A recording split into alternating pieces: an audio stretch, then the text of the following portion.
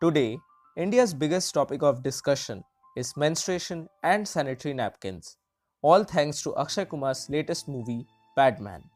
Moreover, as a result of this, superstars are trying to educate people and eradicate the taboo relating to a normal body function. This trend is growing and is definitely good and positive. But do you know what is the biggest problem of India? The biggest problem of India is the education system. Moreover, people feel that education can come through Twitter. Don't get me wrong, I am not discouraging this movement. I am trying to say something else. What plays a big role in educating a person? The answer is school. Yet, in the very same school, most of the times, important topics like these are neglected. Just tell me, what would be more helpful? Uploading a picture on Twitter holding a sanitary napkin, or educating boys and girls that menstruation is a normal bodily function of females? Our education system is so pathetic, so conservative, and so outdated that most of the teachers purposefully choose to omit these things. Yet, no one ever bothers. Barely for the sake of sex education, there happens to be a chapter in Standard 10 books named Human Reproduction. Yet, most of the times, what happens here is that the teacher is stricter and more silent than usual. He or she purposefully chooses to ignore certain topics such as male reproductive system, STDs, condoms, and other contraceptive devices. Dare anyone use the word penis, or he or she would be sent to the principal's office for grounds of misconduct.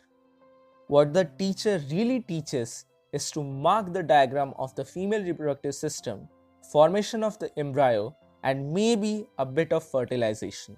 That's it.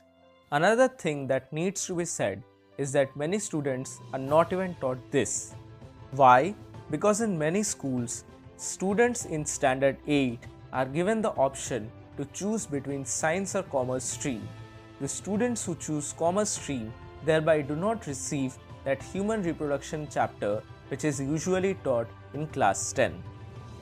And the word menstrual cycle is mostly a taboo. So now tell me, what the kids are going to learn? Will sharing images on Twitter be sufficient when our future generations are not even taught about it? And why just menstruation?